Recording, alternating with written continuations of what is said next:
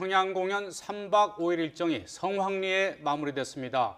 오늘 새벽 3시 반을 훌쩍 넘겨서 인천공항으로 돌아왔죠. 네, 함께 손을 잡고 부른 노래가 앞으로 남북관계를 이어갈 촉매제가 될 수 있을지 김용현 동국대 북한학과 교수와 함께 이야기 나눠보겠습니다. 안녕하십니까? 네, 안녕하십니까? 네, 우리 예술단의 이 3박 5일간에 걸친 이 일정이 성황리에 마무리가 됐는데 어제 이제 류경 정주영 체육관에서 12,000여 명이 지켜보는 가운데 이제 합동 공연으로 합동 공연으로 마무리가 됐는데 10분 이상 기립박수를 칠 만큼 감동적이었다고 하더라고요. 그렇습니다. 그러니까 지난번에 그 동평양 대극장 공연은 점잖은 공연이었고 남측 단독 공연이었고 어제 공연은 남북이 그야말로 그 12,000석 뭐 엄청난 그런 공간이죠. 그 체육관에서 온 그 관중들의 환호를 받으면서 공연을 한, 그러니까 남북이 그야말로 하나 되는 공연. 그 과정에서 정말 남과 북이 어우러지면서 남이 아니고 북이 아닌 우리는 하나.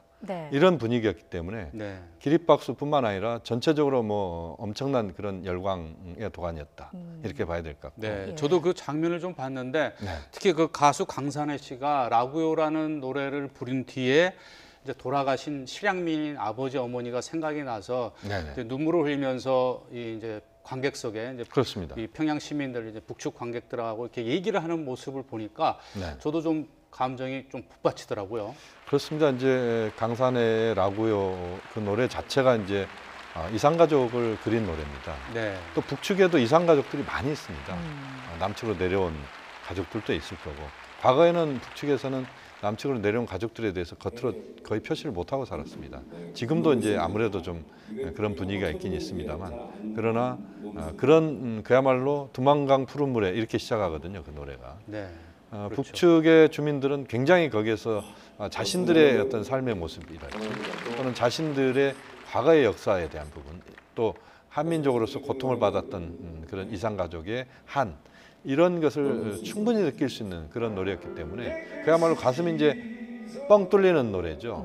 그런 측면에서는 좋은 노래를 강산혜 씨가 잘 불렀다. 그리고 그것이 북한 주민들을 움직이는 그런 촉매제로 작용했다. 이런 점에서 상당히 또 저도 박수를 보내고 싶었습니다. 말씀해 주신 것처럼 북측에서도 남한의 가족이 있는 사람이 많기 때문에 어쨌든 느끼는 정서는 같을 것 같습니다. 그렇습니다. 관객의 반응이 과거에 비해서 굉장히 뜨거웠거든요. 환호가 좀 어느 정도 미리 합의된 모습일까요? 아니면 자연스럽게 나온 걸까요? 자연스러운 겁니다. 저도 이제 강릉에서의 북한 예술단 공연을 봤는데 그때 공연을 그 방송이나 이렇게 나중에 이렇게 보면 그게 그렇게 특별하게 환호나 또는 분위기가 이렇게 그 열광적일까 그런 생각이 들 겁니다. 근데 실제 그 자리에 직접 있다 보면 분위기가 완전히 다릅니다. 그러니까 그야말로 이제 남북이 하나 되는 모습, 또 북한에서 이번에 이제 12,000석에서의 저 공연은 남측에서 그때 강릉 공연이나 그 국립장 공연은 1,200~1,300석밖에 안 됐습니다. 또 동평양 대극장 공연도 1,300석밖에 안 됐고요. 거기에 10배의 관중이 모인 겁니다. 그것도 그 동평양 대극장에서의 그 관중들은 대체로 관료들이거나 또는 문화예술인이거나 또는 북한의 당 간부들이거나 이런 사람들이었습니다. 그런데 그 류경 정주영 체육관 12,000석 이 관중들은 일반 평양 시민들이 다 그중에 뭐 관료들도 있겠지만 대체로 보면 평양 일반 시민들이라고 보시면 됩니다. 그들이 직접 그 민족의 어떤 그런 동질성들을 느끼고 또 우리의 새로운 노래들도 듣고, 뭐 저 화면을 보시면 그야말로 그 하나 되는 모습이거든요. 저건 그 자리에 있어 보면 또 느낌이 다릅니다. 그런데 저도 이제 관객석을 이렇게 들여다 보면 지금 보신 것처럼 대부분 이제 정장 차림, 남자는 그렇습니다. 여자들은 이제 곱게 한복을 차려입었는데 우리 같은 경우에는 뭐 명절날이라든지 어디 뭐 예식장 가거나 할 때 이제 저렇게 차려입고 그렇지 않습니까? 그래서 우리가 생각할 때는 좀 어색하게 보이기도 하는데, 우리는 어색할지 보이겠지만 북측에서는 저 복장이 가장 정중하게 손님을 맞이하거나 또는 가장 중요한 국가 명절에 입는 복장이 여성은 한복입니다. 그러니까 과거에도 보면 남북 정상회담 1차 때, 그러니까 2000년도 우리가 기억을 해보시면 수많은 그 연도에, 평양 연도에 있었던 그 꽃술을 흔들던 여성들은 다 한복을 입었었습니다. 그렇죠. 2007년도에도 마찬가지예요. 그러니까 북측에서는 가장 중요한 손님들을 맞거나 가장 중요한 명절 때는 여성은 반드시 한복, 남성은 넥타이를 맨 정장. 네. 이게 이제 북한에서 신사, 숙녀들이 갖추는 가장 최고의 그런 복장입니다. 네. 네. 우리도 보면 이제 클래식 공연 같은 데 보면 정장을 입어라 이런 이제 그런 어떤 좀 상식적인 부분들이 있지 않습니까? 네. 북측에서는 더욱 더 그런 그 복장에는 본인들이 신경 써서 입고 나오는 것이지 국가나 당이 통제해서 입고 나온 게 아닙니다. 영상 봤을 때 관객들 모습을 쫙 비춰줬을 때 인상적이었던 부분이 연령대가 상당히 좀 젊어 보이더라고요. 그렇습니다. 그 동평양 대극장 때 공연은 대체로 이제 중장년들이었습니다. 우리가 그때 화면을 좀 잠깐 봤습니다만, 네. 그런데 이제 어제 이 공연은 그렇지 않고 오히려 이제 직접 그들이 그 가장 젊은 사람들부터 해서 나이 든 노인들까지 평양 시민들이 골고루 나와서 봤다. 뭐 그런 점에서도 어제 그런 우리 예술단의 또 남북 합동 공연에 대한 환호는 굉장한 의미가 있다. 일반 주민들이 직접 그것을 경험했다는 것이 저는 남관계에 좋은 선물을 준 그런 공연이었다. 네. 또 남북 정상회담을 4월 27일 날 하게 되는데 그 정상회담이 어떻게 보면 사전 전야제 성격 비슷한 거거든요. 뭐 그런 네. 점에서도 의미가 있었다고 봅니다. 이 남북 합동 공연으로 이제 진행되다 보니까 그 리허설하는 시간도 굉장히 짧았고 네네. 그 북측 노래를 이제 우리 예술단이 좀 준비 못한 부분이 아쉬웠다고 이제 윤상 감독도 얘기했는데, 네네. 근데 북측에서 이제 그런 부분을 배려해서 그런 건지 네네. 남한 노래를 많이 불러달라. 그러니까 네네. 자기 측이 할애된 시간을 좀 우리 예술단에 좀 이렇게 양보하는 모습도 보였다고 하더라고요. 그렇습니다. 이제 이번에 예술단의 그 공연을 보면서 그러니까 3월 31일부터 네, 오늘 새벽에 돌아왔죠. 네, 그렇죠. 그러니까 이 한 3, 4일 동안에 우리 예술단의 북한에서의 그런 행보를 보면 과거와는 굉장히 다른 부분들이 많습니다. 네. 충분히 우리 측을 배려하는 부분들이 있고 또 사소한 것 가지고 남북이 그 공연이 이루어지면 보통 사전에 협의를 많이 하거든요. 그렇죠. 그 협의 과정에서 이제 무대를 어떻게 장치할 것인지, 카메라는 어떻게 해야 되는지, 또 뭐 여러 가지 그 뒤에 이제 화면을 어떻게 할 것인지 이걸 가지고 이제 엄청난 설왕설래를 하면서 서로 이제 삿바싸움을 합니다. 우리는 좀 더 우리 걸 보여주고 싶어하고 북한은 아니다라고 하는. 근데 이번에는 전혀 그러지 않았습니다. 이건 네. 변화된 남북 관계를 좀 보여주는 그런 현상이다. 이런 점에서는 상당히 또 앞으로도 남북의 교류가 많이 있을 겁니다. 네. 문화 교류가. 뭐 김정은 위원장이 가을에는 가을이 왔다. 이걸 서울에 삼파하자 이런 이야기를 했거든요. 네. 그래서 이제 연쇄적으로 하겠다는 건데 이번에 보면은 공연하는데 뒷 배경 중에 하나는 북남 연환 공연이라는 그 글귀가 있었습니다. 네. 이 연환은 연쇄 쇠고리를 이야기하는 겁니다. 네. 그러니까 쇠고리를 계속 이어가는 거죠. 그러니까 북남 연환 공연이라고 하는 것은 앞으로도 서울에서 또는 평양 또는 다른 도시나 저는 판문점에서도 앞으로 한번 해야 된다고 봅니다. 예를 들어서 8월 15일 광복절 우리가 굉장한 남북이 함께 경축하는 자리인데 그런 자리에 8.15 판문점 남북 합동 공연 뭐 굉장한 의미가 있을 것 같습니다. 네. 이제 그런 것도 우리가 이제는 아이디어가 아니고 꿈속에서나 보는 게 아니고 실제 실현시키는 그런 쪽으로 가야 된다고 봅니다. 네, 그 네. 배려가 계속해서 이어져야 할 것으로 보이는데요. 네. 이번 공연을 앞두고 어떤 노래들이 나올지 많은 관심을 끌었습니다. 북한 삼지연 관현악단 가수들은 계몽기 가요 묶음이라는 제목으로 메들리를 불렀다고 하는데 이건 네네. 어떤 곡들인가요? 계몽기 가요 묶음은 우리로 치면 이제 과거에 일제 시대 때나 또는 그 이후에 상당히 우리가 많이 불렀던 트로트나 이런 것들입니다. 네.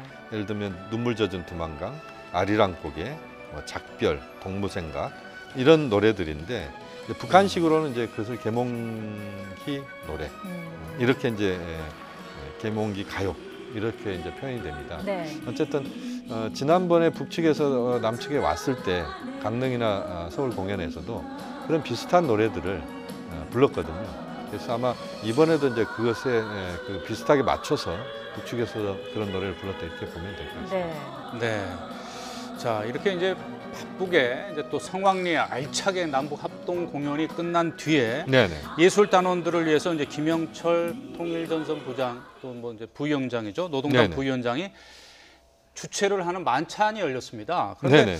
애초에는 박춘남 문화상이 이 만찬을 주재할 예정이었다고 하는데 네. 굳이 김영철 통전부장, 더더군다나 이 김영철 통전부장은 이 천안함 폭침의 주범으로 우리나라에서는 이렇게 지금 정해진 인물인데 네. 이 김영철 통전부장을 앞세워서 만찬을 주재하게 된 배경 같은 거 오히려 남남 갈등을 부추기지 않느냐는 이런 의견들도 있거든요. 그 부분은 우리가 조금 그 있는 그대로 좀 볼 필요가 있을 것 같습니다. 북한에서 김영철 네. 부위원장의 위상은 이렇게 보시면 됩니다. 우리로 치면 국정원장 정도로 보면 될 것 그렇죠. 같습니다. 그러니까 북한에서 통일전선부장은 전반적으로 남측과 관련된 모든 사업들을 거의 관리한다 이렇게 보시면 되고 또 당에서 부위원장이고 또 당에서 정치국 위원입니다. 그러니까 북한에서 김영철 부위원장 위상은 15위권 이내에 드는 인물이다 이렇게 보시면 됩니다. 북한 권력 서열로 치면. 네.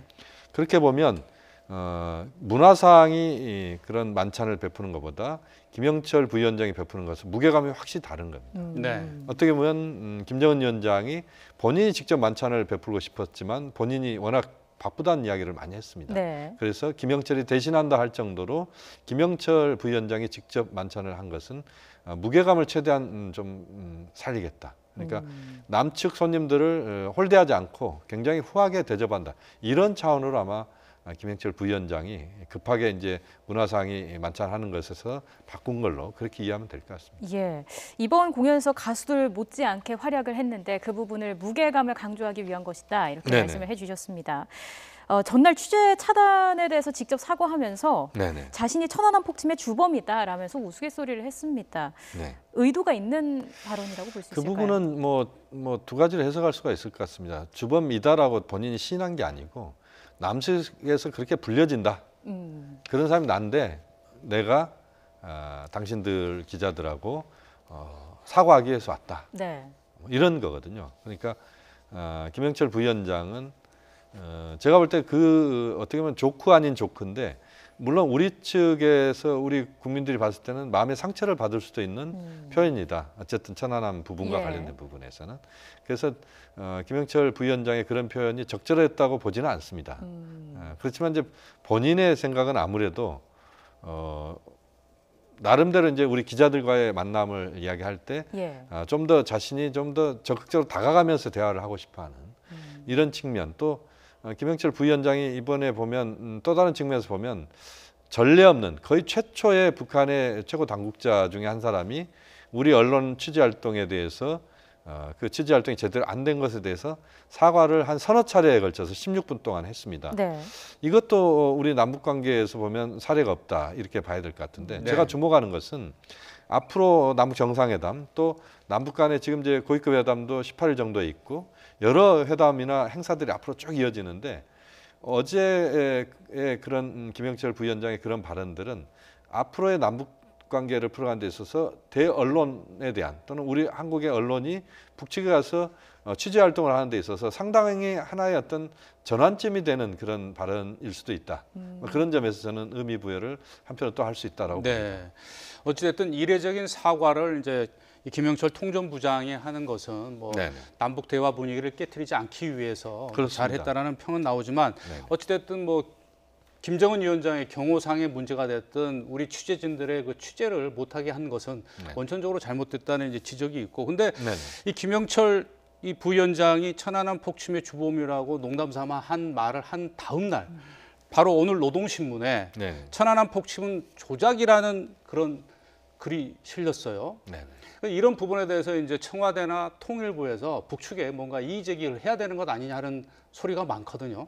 아마 이제 그 부분은 이제 우리 남측의 일부 언론에 김영철 부위원장의 발언들이 나오면서 그것에 대한 이제 언론이 대서특필하는 부분들이 있었습니다.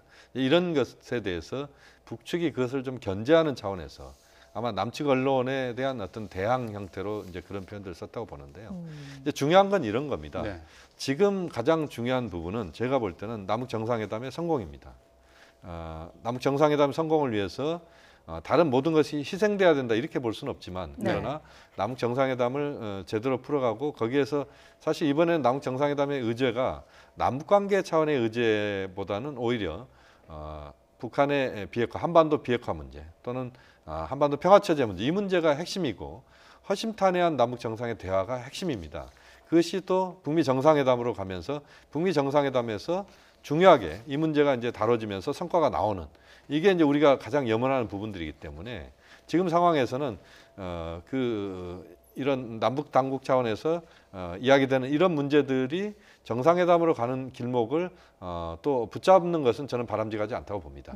그런 차원에서 정부도 상당히 신중하면서도 상당히 고민하면서 지금 그런 표현들을 하고 있다. 북한도 그렇게 봐야 조심을 될것 해야 같습니다. 되겠죠. 물론 그렇습니다. 그런 면에서. 지금은 이제 서로 어떻게 보면 짧게는 남북 정상이 링 위에서 충분한 어떤 그 자신들의 대화, 허심탄회한 대화를 비핵화 평화체제 문제에 대해서 나누는 것이고 그 다음에는 이제 북미 정상들이 나누는 것이고 또 남북미, 나아가서는 남북미 이런 일련의 흐름들이 앞으로 쭉 이어질 것 같은데요. 이 상황에서는 상호 간에 좀 더 세심한 배려 그 속에서 서로를 좀 그 마음 상하게 하거나 네. 또 마음을 다치게 하거나 이런 것들은 이번 그 계기를 통해서 더 이상 없도록 하는 이런 쪽으로 가야만 좀 더 원활한 그런 남북 정상회담 또 북미 정상회담으로 간다. 예. 그 부분을 늘 남북 당국자들이 유념을 해야 된다고 봅니다. 네, 결국 말씀해 주신 것처럼 핵심이자 최종 목표는 남북 정상회담의 성공일 그렇습니다. 텐데 원래 오늘 실무회담이 예정돼 있었는데 내일로 미뤄졌습니다. 미뤄졌다기보다는요. 예. 우리가 북측에 그렇게 제안을 했고 북측이 다시 어떻게 보면 수정해서 내일로 이야기를 한 겁니다. 그러니까 북측이 그것을 정확하게 다 확인하고 우리가 누구누구 나가고 이렇게 해서 딱 날짜를 못 박은 것을 하루를 늦춘 게 아니고 우리가 그렇게 제안한 것에 대해서 북측이 자신들의 어떤 여러 가지 상황들을 고려해서 하루를 늦췄다. 이렇게 네. 보는 게 늦게 적절한 것 통보를 같습니다. 해온 북측의 그렇습니다. 어떤 사정이 있지 않겠습니까? 북측이 대체로 보면 그 통보가 조금 좀 늦는 편입니다. 이번에 이제 실무회담이 하나는 의전, 또 하나는 이제 경호, 그다음 또 하나는 보도입니다.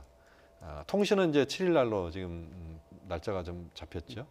그러니까 이제 이 세 가지가 이제 중요한데 의전 같은 경우가 이제 사실은 이번 정상회담은 2000년도하고 2007년 정상회담하고 완전히 지금 다른 정상회담입니다. 의전이 그렇게 중요하지 않을 수도 있고 왜냐하면 뭐 연도에서 우리가 뭐 평양을 대통령께서 쭉 뭐 승용차 타고 지나가는 것도 아니고 그야말로 판문점은 바람 소리와 새소리만 들리는 곳입니다. 평상시에는. 그러니까 경호 의전이 그렇게 중요하지 않습니다. 네. 그런데 이제 우리가 또 주목해야 되는 부분은 예를 들면 의전 같은 경우 예를 들면 김정은 위원장이 도보로 군사 분계선 그 턱을 넘을 것인지 또는 차량으로 넘을 것인지 또 우리 대통령께서 거기 가서 김정은 위원장을 맞이하면서 군사 분계선 그 턱에서 두 사람이 악수를 할 것인지 이건 굉장한 또 세계적인 저는 지금 판문점의 의미 자체가 부인 바뀌는 건데 동행 가능성에 대해서 어떻게 보십니까? 그렇습니다. 그 부분도 그렇습니다. 이제 사실 이번 정상회담은 그야말로 대화, 그다음에 충분한 양 정상의 허심탄회한 대화 이게 핵심입니다. 그러니까 이번 정상회담은 매우 신명 정상회담이고 토론 중심입니다. 대화 집중. 이 정상회담이기 때문에 이 정상회담에서는 그렇게 이제 화려한 의전이나 이런 것들은 생략을 하는데 네. 다만 대체로 보면 이제 이번 정상회담에서 남북이 하나 되는 모습 또는 남북이 그야말로 화해하는 모습 이런 것들을 좀 보여주는 상징적인 측면에서는 김정숙 여사와 부인 이설주 두 사람이 오찬 정도의 참석을 하면서 충분한 대화를 함께 나누는 이런 자리는 저는 의미가 있다고 봅니다. 네. 그런 차원에서는 직접 남북 정상이 그 허심탄회한 대화를 하는 이 순간에는 두 그 부인들은 다른 자리에서 환담을 나눈다 할지 아니면 또 늦게 출발해서 도착을 한다 할지 이런 식으로 해서 시차를 두고 해서 오찬에 참석을 하는 이런 정도는 저는 의미가 있고 앞으로도 이제 이렇게 되게 되면은 지금 우리가 이번에 2018 정상회담, 남북 정상회담 이름 붙였지만 앞으로는 아마 2018 1차 정상회담으로 명칭이 바뀔 수도 있습니다. 네. 그만큼 2차, 3차를 북측 통일각에서 할 수도 있고 또 그 다음에는 뭐 제주도나 또 평양 이렇게도 할 수도 있기 때문에 이번에 이제 선례가 좋은 선례가 된다. 그런 점에서는 남북의 그 퍼스트 레이디가 두 사람이 다 오찬 정도에 참석하는 것이 저는 좀 더 좋겠다 이런 생각을 합니다. 네, 철저한 준비로 남북 정상회담이 성공적으로 마무리될 수 있기를 기대해 보겠습니다. 지금까지 김용현 동국대 북한학과 교수와 함께 이야기 나눠봤습니다. 오늘 말씀 잘 들었습니다.